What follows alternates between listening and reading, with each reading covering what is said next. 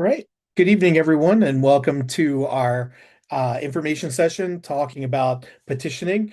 As our screen says, it's a petitioning masterclass, but as I tell everyone, don't worry. This is um, an informative webinar to talk a little bit about how to petition, things to watch for when petitioning to help get candidates on the ballot this year. If you've petitioned in the past, this is a great refresher for you to remember some of the things to watch for, as well as to collect, some information. If you're new to this entire process, hopefully we will give you the opportunity to walk away this evening knowing how to help get our candidates on the ballot this year in 2026. For those that do not know me, I am Chad Baker. I am the chair of the Democratic Party in York County. And again, I thank you for being here this evening and taking part in our webinar. So there's a couple different objectives that we're looking for tonight. The first is to explain just kind of what a petition is, just to break it down in its simplest form and take a look at what is involved with the petition itself, all the different fields and information that needs to be filled in. Secondly, we are going to review the do's and don'ts of petitioning. We're just going to go over some of the common things that folks need to be looking for while they are out petitioning and getting signatures, as well as the things to watch for to make sure that they don't happen. And then finally, the ultimate goal is to get Democrats on the ballot. Circulating petitions is the way to get our candidates on the ballot. We want to make sure that we're turning in clean petitions so that our candidates then have the opportunity to appear on the ballot beginning in the primary this May. So let's start out by looking at just some important dates that are coming up regarding petitioning. Petitioning starts 1 week from tomorrow on February 17th.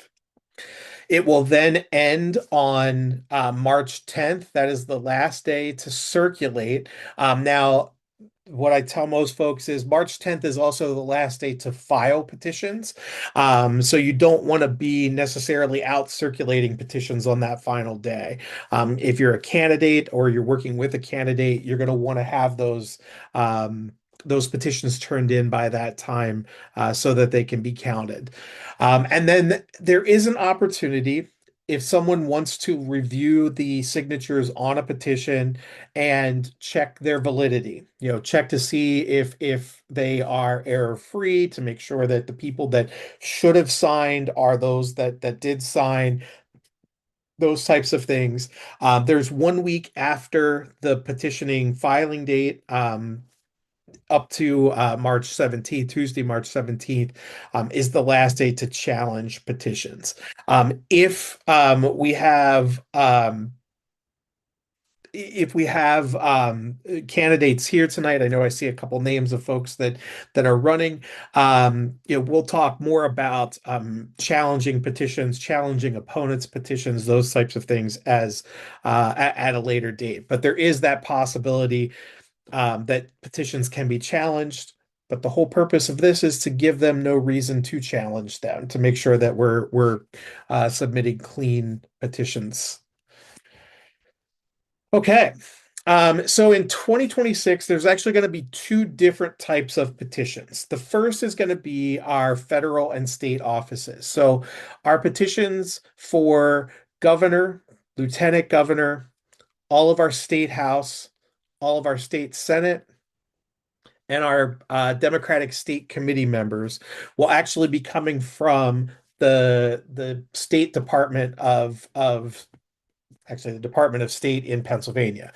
They will be printed on an 8.5 by 11 sheet of paper. They'll just be a normal looking petition that has all the information on it provided by the candidates at the top.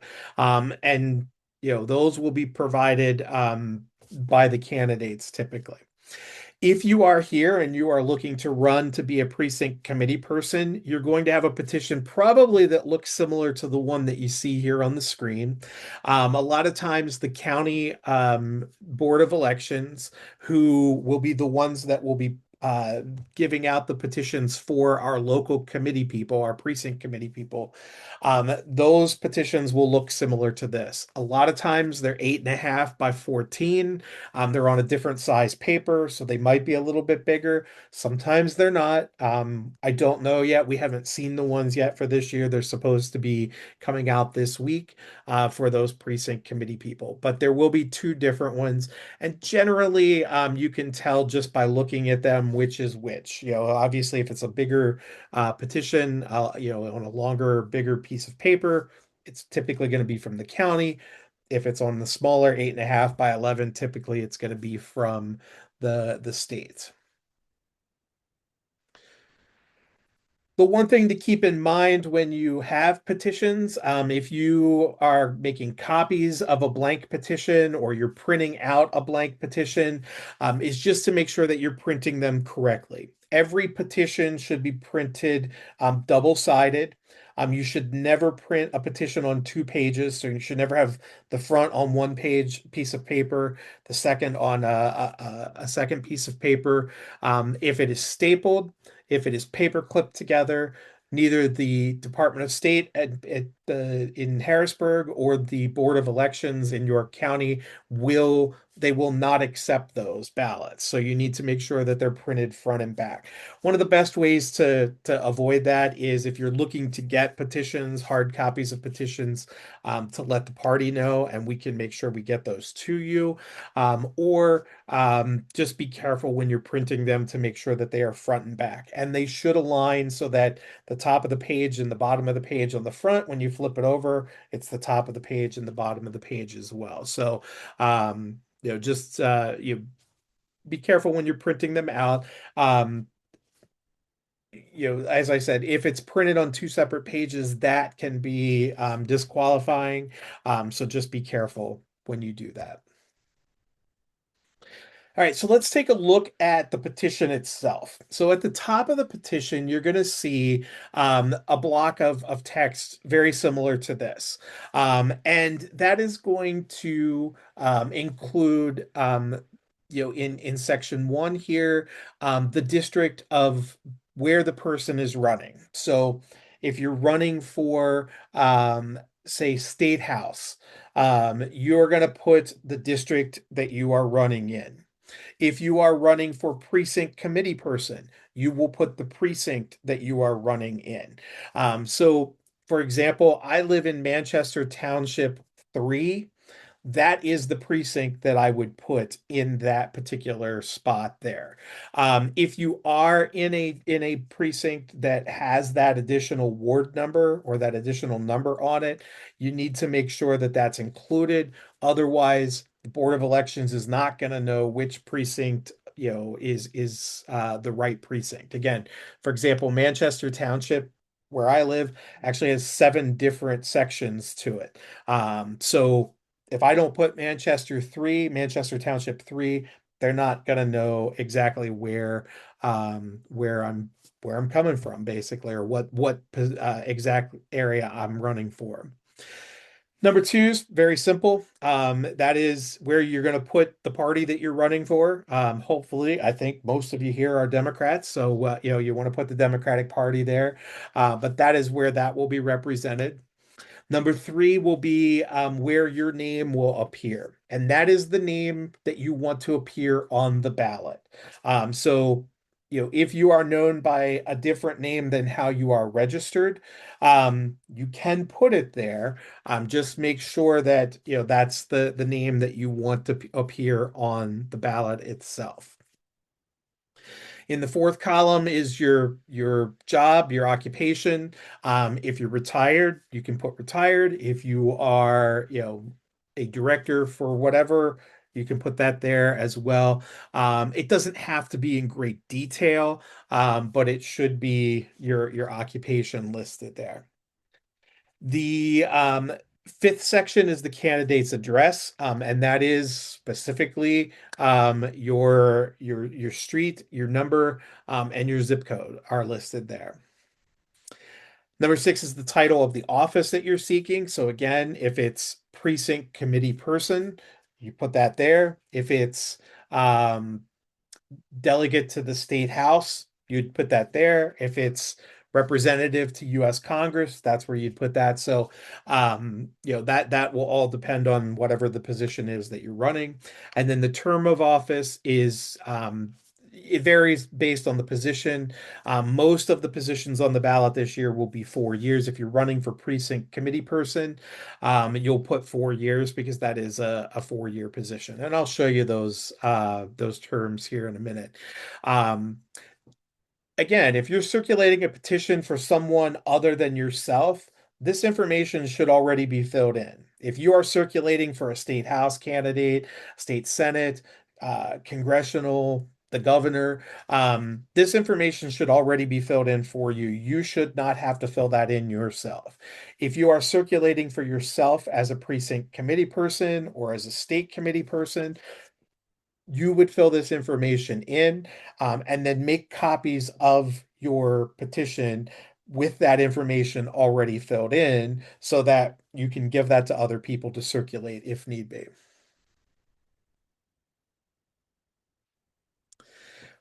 The next section, that's where you're going to sign. That's where the signatures go. And there are 6 columns, and we're going to talk a lot more about this in just a minute, about what falls into each of those columns. But just know there are 6 different columns that individuals who are going to be signing the petitions will need to fill out. And then on the back is the statement of the circulator.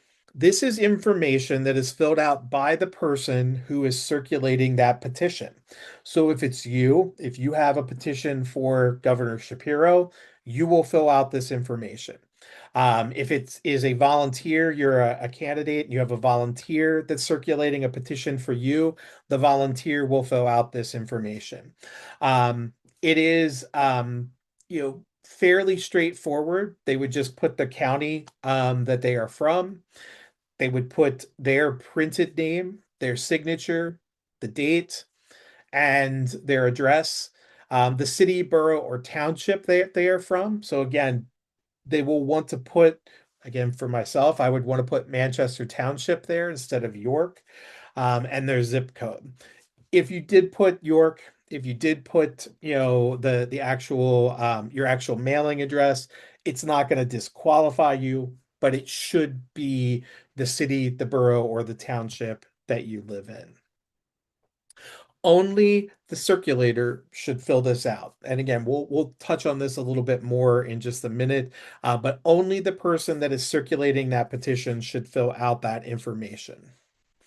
And you'll see there's a little note here. If you've ever done petitioning before, many years ago, you used to have to get this section notarized. You do not have to get this circulator, the statement of the circulator, notarized any longer. As long as you fill out this information, that is all that they are seeking. And you'll see there's a note here, and we'll reiterate this again as well. But this should not be filled out until after all your signatures have been obtained. And I'll talk about why that's important, specifically related to the date in just a minute. As I said, the terms of office this year are going to vary. Most of them are going to be 4 years. If somebody's running for Congress, it should say 2 years. If someone's running for the state house, it should say 2 years. But every other position that folks will be circulating the petitions for this year should be a 4 year term.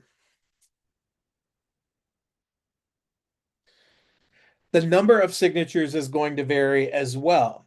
So Governor Shapiro has to get at least 2,000. I would hope that he can get 2,000 throughout the rest of the state. But both the governor and the lieutenant governor have to get 2,000 and 1,000 respectfully. Anyone running for Congress also needs to get 1,000 signatures. State Senate needs to get 500. State House needs to get 300. If we have a member that's running for Democratic State Committee, they need 100. And if you're here and you're running for precinct committee person, you probably have the easiest job, and that is you have to get at least 10 signatures. We will stress that if, regardless of what position you're running for, we would encourage you to get twice as many, if not three times as many signatures as what the minimum is required. Two reasons for that. One, the more petition signatures you get, the more likely you are to stave off a challenge in that period after you file your petition. So, if a say a candidate for state house files 650 signatures, somebody looking at that will say, you know what, we have to eliminate 351 signatures to disqualify them from the ballot. Probably not going to happen. Um, so we'll kind of push back off of that. Um, the other thing is too, it's just a great way to connect with voters in your district, especially if you're running for precinct committee person. Precinct committee person should be getting to know the voters in their district. They should be connecting with them and letting them know that they are going to be the representative for the local Democratic Party in their neighborhood. So the minimum, of 10, that's great. You don't have to get a whole lot of signatures, but the more you get, the more connections you're making with those neighbors as well. And that's true for any of our candidates. If you're circulating for a candidate or you are a candidate yourself for any of these other seats, just having the ability to connect with voters and let them know that that person is on the ballot, even though they don't have to guarantee that they're going to vote for that person by signing the petition, it does at least give them the information that that person is running or that you yourself are running for that position. So I should have said this as we were when I started, and I jumped right in and completely forgot. But if you do have questions as we are going through, please feel free to put them into the chat. I'm happy to answer them as we go along. And then at the end of the presentation, we will have an opportunity to have you come off of mute and ask any questions that you have as well. For over anything that we've talked about. But as we go through here, as I said, if you think of any questions, please go ahead and put them in the chat. We are watching that, and we'll try to answer those questions as we go through. So I'm going to go right into, let's talk about the actual rules for petitioning, the do's and don'ts of petitioning, those types of things as well. As I said, when you look at your petition, you're going to see 6 columns that each person that signs your petition is going to need to complete. Column 1 will always be the signature of the elector. So that is the person who is signing your petition. That is where they will put their signature.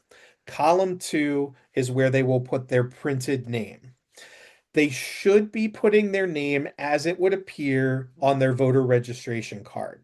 If they are not sure of that,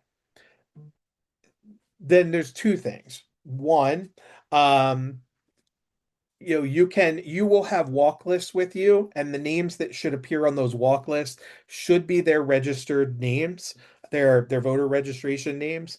So you can verify that with them. Or if they put their name down, and it isn't exactly as it would appear on their voter registration card, typically that's not going to get challenged. And it's hard to prove the typically with a challenge um you want to prove without a doubt that the intent of the signer was nefarious. And obviously if they're using their common name instead of their registration name, that's okay. They can do that, but it's best if they have it on their registration card, if they know what it is that they sign the petition that way. I will tell you, this is the first place where a mistake can be made. Um, that's a great question, Nancy, about would the name on the registration card be the same as their driver's license? More than likely, yes, but not always. It just depends on how how that's filled out. I would say if they go by what's on their driver's license, that's fine. If they go by what's on their registration card, again, more than likely it would be the same. But again, when in doubt, driver's license is a good way. I mean, we use that as our ID for everything else. So yeah, we could definitely advise that. Um, as I was saying, with these two columns, this is where the first mistake can happen. Sometimes people will print their name in column one and they will sign their name in column two. Again, maybe not a fatal mistake, maybe not one that will cancel out the entire petition, but it could be something that, somebody that's looking to challenge could look at that. And if they need like five more, signatures to challenge to get enough to get you kicked off the ballot, maybe that's how they're going to do it. It all comes down to, again, what the intent was. I think most people will look at that, most judges will look at that and say, obviously it was just an error. It's not, not a problem. But again, to avoid any question, just make sure that they're signing their name in that first column and printing their name in the second. Third is their house number. Keep in mind they should not put a PO box down there. It should be their street address. So the house number should be the number of the house that they live in. If they're in an apartment, it should be the number of the house or the number of the street address for that apartment. The street or road, again, same as the number itself. It should be the actual street name, the road name, and nothing else in that particular box. Municipality. This is where more people will get hung up than anything else. We are very much creatures of habit, and we're very much, when we're writing out our address, we will always put after the street address our city and our zip code. Um, that is not the case here. In the municipality box, you will want to put the city, the borough, or the township that those signers live in. That's what they will want to put in that box. So again, for myself, even though when I write my address, it's York, Pennsylvania, I live in Manchester Township, so I would write Manchester Township. If you put TWP or an abbreviation for township, that's fine. Um, but make sure if they live in a township like Manchester Township, they do put that abbreviation because we have a Manchester borough as well in York County. So to differentiate between the two, you want to make sure that it either says township or it can say borough. If you want to shorten borough, they will accept BORO instead of the full version of the spelling. Um, or if it is the town or the city itself. So if it is the city of York, it can just be York. If it is the town of Manchester, it can be just Manchester. It's the townships that need to have the that qualifier to differentiate them from other municipalities. The last column, column 6, is the date of signing. This is the date that that person is signing that petition. So again, if someone is signing your petition on the first day of petitioning, which is February 17th, they can put 2/17/26 in that box. You will want to make sure that those dates fall in chronological order. You will want to also make sure that the date is not um, prior to February 17th. So, oh, yes, Nancy, that's a great question about townships. They do not need the number. No. Yeah, and I know that's confusing because I just told you if you're filling out the information at the top for the candidate, you do have to put your number for the township. Somebody that's signing here only has to put down the township. They don't need to put the actual number. So thank you for that clarification. Um, but yeah, the date of the signing should not be before February 17th, and they should fall in chronological order. So if you have five or six people signing, February 17th, and then someone accidentally puts the 18th, and then the next person says it's not the 18th, it's still the 17th, and they go, you're going to want to make sure that that's corrected because there is a possibility that if that gets called out, they could say, well, it looks like they were signed out of turn and that type of thing. Um, you want to make sure that those dates are in order. And I will say we are going to talk about how to fix an error here in just a second as well.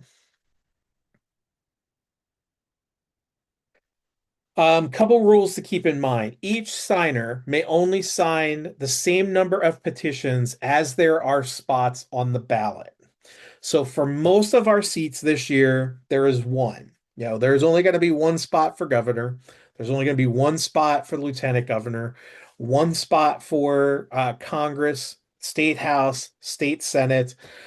Where there may be multiple is for state committee, for the Democratic State Committee, there are 3 men and 3 women that are eligible to run. And I should say, there are 3 men and 3 women that will be on the ballot. I should put it that way. That will be on the ballot. Um, I, Let me correct that again. I apologize. There will be 3 men and 3 women that will win those races. Those are the only three. There are 3 spots for men, 3 spots for women from York County for the Pennsylvania Democratic Party state committee. Um, there may be multiple candidates running for those. You can only sign for 3 men and 3 women. If there are 7 men running, you have to pick the 3 that you want to sign for, or the first 3 that get to you, whatever it may be. Same thing with precinct committee person. If you're running as a precinct committee person, there are 2 spots per precinct in every precinct in the county.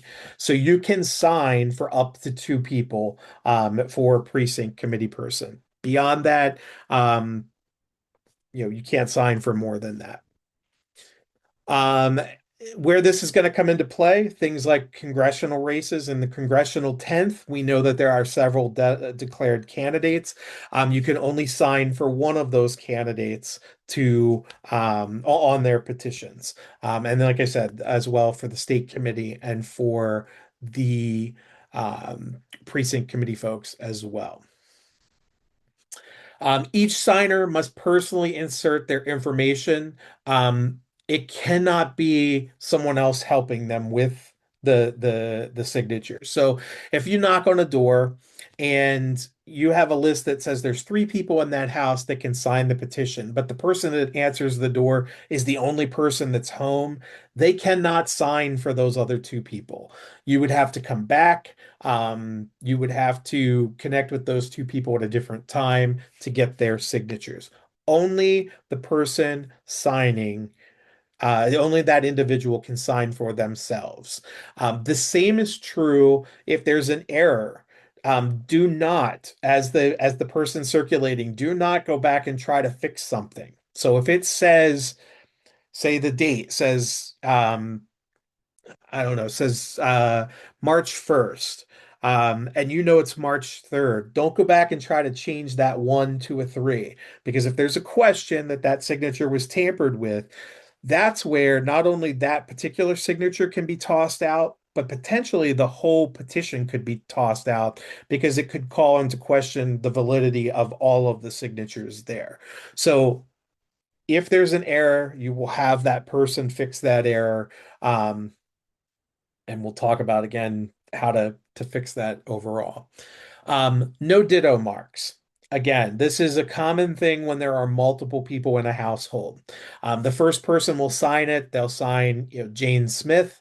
They'll fill out their address, their municipality, the date. Next person comes up. It's John Smith. He signs. He prints his name, and then he puts ditto marks. Ditto marks do not count. They have to write everything out in their own handwriting in that spot. So they cannot use ditto marks in those boxes. Um, and as it says, each signer should sign their name and insert their address as it would appear on their voter registration.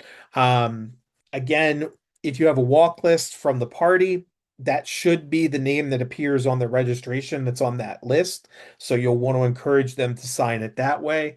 As Nancy pointed out earlier, you can also have them refer to their driver's license. That will more than likely be the same name as on their registration. Again, that may not be a fatal flaw. That may not be even something that they will call into question for that one particular signature.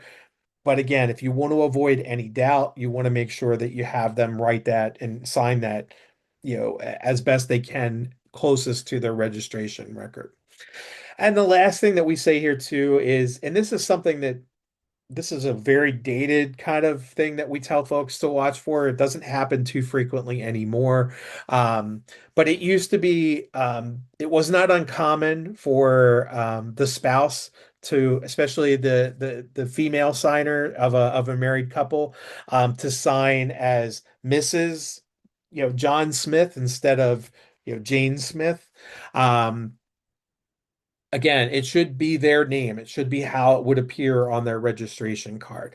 That is very, antiquated. We don't see that very much at all anymore, but every once in a while it does pop up that someone will try to sign their name that way. All right, common mistakes. Make sure that each signer of the petition is registered and enrolled in the party of the precinct that they are signing for. Circulators of petitions can come from anywhere in Pennsylvania as long as they are a registered Democrat in Pennsylvania. So if you're circulating a petition for Congress in the congressional 10th district and you have a volunteer that's from State College that's a Democrat that's circulating, that's fine. They can absolutely circulate that petition. But the signers have to be registered Democrats from the district you are running in. So where again that becomes, a little bit more problematic is if you're running for a precinct committee person, those are small regions a lot of times. You are going to want to make sure that you know who the Democrats are in that particular precinct. Best way to avoid that, getting errant um, uh, signatures is by getting a walk list from the party. If we give you a walk list, that will be of a Democrat in your precinct, more than likely within walking distance of your own home, to sign those petitions. The individual who executes the statement of the circulator, that portion that we talked about on the back, should be present when everyone is signing that petition. Um, that seems like common sense, right? If you got a clipboard and you're out knocking on doors and you're getting petitions signed, um, of course, that's the person that's circulating. Where that becomes a bigger problem is if you go to, say, a petition signing event, and you walk away from your petitions. You really don't want to do that. You want to try to stay with your petitions or at least be in eyesight of your petitions at all times. I will tell you, we have seen Republicans already take petitions and drop them off specifically at nursing homes, and then come back and pick them up days later. That is not legal. They are not allowed to do that. They should be with them at all times. They should be there as the circulator, if they're filling out that information on the back. The other thing that we will say is make sure that that circulator is the circulator. We had an issue a while ago, in York, specifically in York City, um, where there was a candidate for eh, whatever office they were running for. Their wife was walking down one side of the street. They were walking down the other side of the street collecting signatures. When they filed their petitions, um, the all the circulator information was the candidate's information. And someone looked at those and said, wait, that's not right. When I signed the petition, there was a woman that I signed the petition that was circulating a petition. And now my name's on a petition that has, this male that was circulating or that was running. Um, That was called into question. It was challenged. They found enough people that agreed that yes, they signed a petition circulated by a woman, not by the man that was listed as the circulator. And because they could not clearly define which petitions were which, they threw out every petition for that particular candidate. That is crazy. That means that person did not get on the ballot that year. So you do want to make sure that if you are circulating, that you are the one signing. If you have a volunteer who is circulating, they are the one signing that back portion. Don't attempt to execute that statement of the circulator until after the petition is fully signed. We already talked, that says that on there. And the reason for that is because specifically the date that you put on there. If you sign that date, and there are any signatures that fall after that date, then you will not be able to count those. They will not count those signatures. So again, so say March 1st, you fill out that circulator information, but then you have 15 signatures that come after March 1st. They will actually toss all 15 of those because they don't fit in that same date as the circulator information. So again, just make sure you're not filling that information out. Make sure you're telling your volunteers not to fill out that information until they are completely ready to turn those petitions back over and turn them in. Um, we already talked about that. Make sure that your circulators are from the state of Pennsylvania and Democrats, and that only the signers are in the district and Democrats. And I mentioned earlier, again, all dates of the signers should be in chronological order as well. Couple other common mistakes, incomplete addresses. So sometimes folks will write down their street number, they'll write down their street name, and then they don't fill out the municipality. Or they sometimes will forget to put the number and they'll just put the street name. You just want to make sure that that information is all complete, and that everything is ready to go, that they have all of that information filled out. Use of maiden name, voter registration, it may not have been changed. So if somebody just recently got married, and they have not changed their voter registration, they should be using their maiden name when they sign that form. Same is true for the circulator. If they have not yet changed their name on their voter registration, if they've taken a married name, then in that case, they should be using their maiden name on the form. Um, Suspicious signatures. You want to look for, make sure that, it's not the same handwriting, there's not duplicates. Make sure it's not illegible. We do have times where folks will fill out their line and you just cannot read it. If they can't write it that it's legible, thank them, move on to the next person, and just kind of count that as one that doesn't count for you. After you're finished, this is specifically for candidates as you're looking at your petitions, you'll want to make sure that somebody hasn't signed a petition twice. We just in the last couple of years have seen, a candidate that had petitions where somebody signed it 5 different times. And it may have just been they were at an event, they were doing something else. And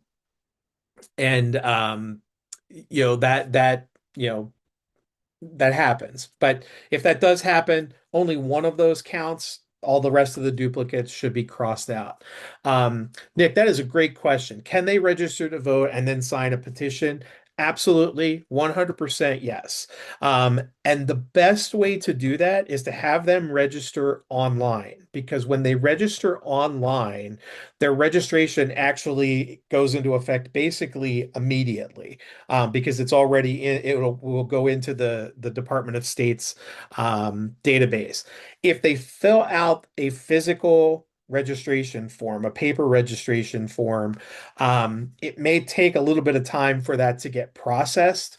And that could potentially cause, a difference in the date from petitioning and difference in the date of registration. But yes, I would say it is important that if somebody is not registered, pull out your phone, have them register right there, and then you can have them sign immediately afterwards. So great question about that. That's great. Um, Other common mistakes, that last column is for the date. Again, we are creatures of habit. If we're writing our street address and then we're writing our town or our municipality in that next column, logically, the next thing that we will put is the zip code. The zip code does not go in anywhere on your petition. That last column is for the date only. Um, at the bottom of the petition, you'll see a section that says blank of blank pages. Do not fill that out. That is for the candidates to fill out. Obviously, if you are the candidate, you will fill that information out when you have collected all of your petitions. Um, and if you are running for precinct committee person and you have your own petition, one of two pages, so the front would be one, the back would be two. So that's how you figure out one of two pages. So basically, every petition is two pages. Um, if you have more than one sheet, then it starts with three of four on the next one. So you'll count in order how many petitions you have. You'll count the front and back as two pages, and that's how you get to the number, the total number that you have. But again, if you're volunteering and you're carrying a petition for the governor, you do not need to fill that information out. The governor's team will fill that out when they're ready to file their petitions completely. Um, Circulators, I said this already, but it is important to reiterate. Circulators should never attempt to correct errors themselves. They should always have the signer fix the error. And really, the only way they should fix an error is to cross out the entire line, put a line directly through their entire line that they just did that includes the error, and have them redo it on the next line. Um, I know that seems tedious. I know that seems problematic, especially if you get to the end and it's maybe the date that they mess up or something like that. But to avoid making it look like that record was tampered with, that signature was tampered with, you just want to draw a solid black line through and have them redo it again on the next line. If you're at an event and you're collecting signatures, you get home that night, you look at it and you see, oh, clearly somebody messed something up. Um, you should just cross out that error, and count it as a loss. Count that one line as a loss. Some campaigns are going to tell you don't draw a line through anything. They're going to tell you let it be challenged. Let somebody try to challenge it if they think it's wrong. I will tell you better safe than sorry. Try cross it out. If you know that it is an error, cross it out and either have them fill out the next line, or again, if you are already past that time, then you're going to want to, you'll just count that one as a loss. Okay. I'm going to keep going. I know, again, folks are putting questions in the box. Thank you for that. And thank you. All great questions, things that are important. If you have other questions, we'll you keep asking them as we go through. We don't have a whole lot more to go, but a couple of final, things that we want to think about. How do you get signatures?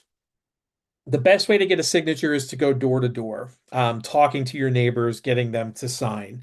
As I said, we will provide you lists as the party. If you're running for precinct committee person, you will get a list of names from us. As long as we know that you're running, we will have that information. And several of you I see on here, I know went through our petition training, or you've connected with your regional director and they've told us that you're running. In those cases, we will make sure that you have everything that you need moving forward. Petition signing parties, there are going to be petition signing parties all over the county. Our Northern York Democratic Club, our Hanover Club, even the party itself will be hosting petition signing parties, and candidates will be hosting petition signing parties where they will have the petitions available for you to sign. Again, just make sure if you're circulating at those events that you stay with those petitions. And the one thing that you may run into at those events, especially if it's a larger event, someone may come up to you and say, I don't know what district I live in. If you're not 100% sure and you don't have a way to check that either through our database or, if they don't have their registration card or something like that on them, um, I would say then, better safe than sorry. Thank them, tell them go ahead and sign for the governor because as long as they're from Pennsylvania and York County, they can sign the York County one. As long as they know which congressional district, which is larger, they can sign those as well. But if they're not 100% sure, especially for precinct committee folks, um, again, thank them, but maybe not have them sign just in case. Contacting registered Democrats. Again, you'll have a list, but if you know friends, family, neighbors that are in your precinct, that are in your district that you're circulating for, call them up and say, "Hey, I'm coming over. I need everybody in the house to sign signatures." Or call them up and say, "Hey, I'm going to be home from 5 to 7 tonight. Why don't you drop by and sign petitions to get Governor Shapiro on the ballot, or to get one of our other candidates on the ballot, or if you're running for precinct committee person, say, hey, I want to be engaged, I want to get involved. This is the way I'm going to do it. Can I stop by and have you sign my petition? It's obviously, very easy to do. The one thing with door to door is you just never know if somebody's going to answer at the door. But if you do know people in particular that live in your district that are willing to sign, call them up, ask them if they will do that for you. Last thing is public venues. So we will have candidates that will go to libraries, they'll go to, say, like Central Market in York City. Um, We've even had people go to grocery stores, outside of grocery stores, outside of laundromats, um, to get signatures. You can do that, but again, the issue that comes up is one, you need to make sure they're a registered Democrat. Two, you need to make sure they live in the district that they are signing for. And three, most importantly, if it is a public venue, that you have permission to be there. We've had people that have gone to grocery stores and been asked by the managers to leave, because they don't want people, harassing their customers as they're going in and out of the building. Typically, Central Market in York City is usually pretty good about letting people circulate petitions, but you have to do it outside. And I don't know about you, but I don't think I'd want to be standing outside right now collecting signatures at Central Market. It's a little too cold for that. Um, but just make sure you have permission to be there. And again, make sure that the folks that are signing are legitimately in your district and able to sign. How to get started and what the Democratic Party of York County can do. As I've said a couple times, we can provide you walk lists, for people, who you can contact to get signatures, whether that's door to door or to call them up. The list that we give you, even though we call them walk lists, will include their phone number. If they have provided an email address, at some point in time, that would appear there as well, and you can reach out to those particular voters that way. But again, ideally, the best way to do that is to knock on a door. Great thing is, we will also break it down so that it shows you who's in the household. So if you're looking at a walk list and there's 5 people that live in a house, that'd be a great place to call up and say, "Hey, I'm going to stop by. I'm running for this office, or I'm circulating a petition for this office.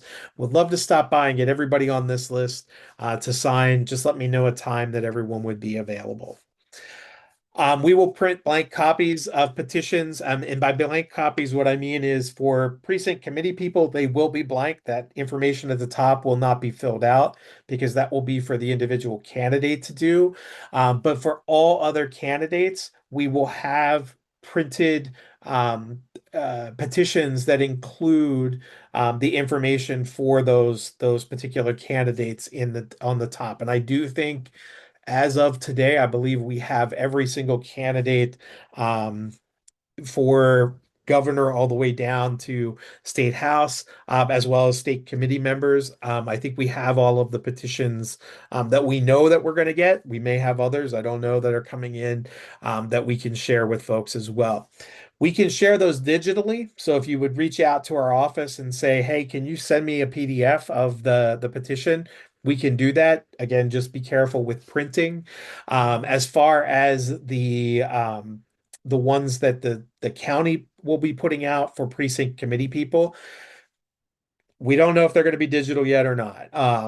In the past, they have provided us with a PDF. We are hoping that they're going to do that again so that we can just send that to folks. But if they only provide hard copies, we will put those in the mail as soon as we get them to our precinct committee people that we know are running for precinct committee person.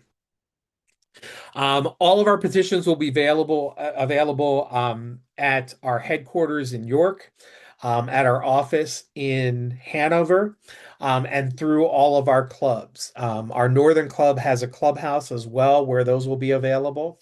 But they will also have them at their meetings. The leadership of those clubs will have copies of petitions as well. All of that contact information is on our website under our clubs section. So if you'd want to reach out to them, they will have them available. We will also have additional petitions available at the different signing events. So if you go to a signing event and you sign petitions and then you say, "Hey, you know what? I think I actually want to circulate some petitions for candidates as well." We will have petitions available at those events so that you can take them with you. Um, and last but not least, one of the things that we will do is we can help you review your petitions to make sure that there are no issues with signatures. Guaranteed, March 8th, which is the Sunday before the deadline, the filing deadline of the 10th, we will have our office open in York. So anyone can stop in. We will review those petitions with you just to make sure everything is okay. If you want to have those reviewed before then, all you have to do is let us know, and we will set up a time to connect with you to review those as well. As well as the fact that we will help file these petitions for you as well. So if you're a precinct committee person, your petition has to go to the Board of Elections. If you're working during the day and you can't make it to file that for yourself, we will make sure that all of your information's filled out, your candidate affidavit is filled out, and we will take those to the Board of Elections for you and file them. We will also have folks that are going to Harrisburg both the Monday and the Tuesday of the filing deadline, so March 9th and March 10th, and they will also be willing to file petitions for you in Harrisburg if you are a state house, a state senate, or other candidate. At that level. So just keep that in mind that, that's another service that as the party we can help you out with is actually getting your petitions filed for you. The QR code here takes you to yorkdems.org/events. All of the petition signing events that we know of thus far are on that calendar. So we definitely encourage you. Oh, great. Thank you, Nancy. Yes, that's a good point. Before I talk about the events, I should have mentioned this. And you probably, when you all logged in, it said, this is being recorded. We are going to put this particular training up on our YouTube page, and we'll share out that link so that if folks couldn't make it tonight or to one of our previous petition trainings, they'll have it available to review. So thank you, Nancy, for helping out Krista, who's going to be our candidate in the 92nd State House up in the northern part of the county. But if you're also here and you have volunteers or you have friends that maybe are willing to circulate petitions, you can share this recording with them after tonight. But as I was saying, the yorkdems.org/events, this QR code will take you there, or you can just go directly to the link. That is our calendar of events that will take you to all of our upcoming events, including petition signings. As we get more petition signing information from candidates, it will go there. If our clubs and organizations are hosting events, either they are already up there. I know our Northern Club and our Hanover Club have their petition signing events up there. But if there are other regional ones, they will also be listed on that calendar as well. And then this Saturday, on the 14th, we're going to be having our campaign kickoff event. Our candidates should be available that day to talk to voters and introduce themselves if they haven't already to voters. We will have petitions available that day, so that if you want to pick them up, you can take them with you. If you're a committee person, a current committee person, and you're coming to that event, we will have a packet that has all of the petitions ready to go for you, as well as your walk lists for your particular area. It is a good opportunity to connect with other volunteers. It's going to be a good opportunity to connect with candidates. We definitely would encourage you to attend if you are interested, and you'll find the RSVP on the yorkdems.org/events page as well. That is all I have. I will, if there are any additional questions that anyone might have, please feel free to take yourself off of mute and ask those questions, or continue to put them here in the chat. If you think of questions after tonight, all you have to do is give us a call. That phone number is our phone number at our headquarters. The email address, the vote@yorkdems.org, is a general address that you can connect with, if you have questions. Our website's listed there. But additionally, that cbaker@yorkdems.org, that is my email address. So if you have questions specifically that you want to ask me after tonight, please feel free to reach out. I'll be happy to answer those questions for you. And I should mention, if you go to the yorkdems.org, there is a link there to our YouTube page, and our training will be posted there later this evening. Once it processes after we're done here, we'll upload that so that you can access that more than likely yet tonight, if not first thing tomorrow morning. So, does anyone have any additional questions? I will thank you for your questions that you've asked. By all accounts, every session I've done 3 of these sessions so far. You all have asked the most questions, and now it makes me question whether or not I answered those questions in the previous presentations. But I'm glad you did, because that means that if folks do watch this, they'll be able to get those questions answered as well. But I don't see any questions. I don't see anyone coming off of mute. So again, if you have any questions after tonight, please don't hesitate to reach out. If you need any help with reviewing your petitions, anything like that, we're here for you. We're here to help. Just let us know. All right. Well, with that, we are just about at 8 o'clock, so that was perfect timing. I want to thank everybody for coming out tonight, and look forward to working with you to get more of our candidates on the ballot this year. Thanks, everyone. And if you have any questions, remember, don't hesitate to reach out. Have a good evening. Stay warm.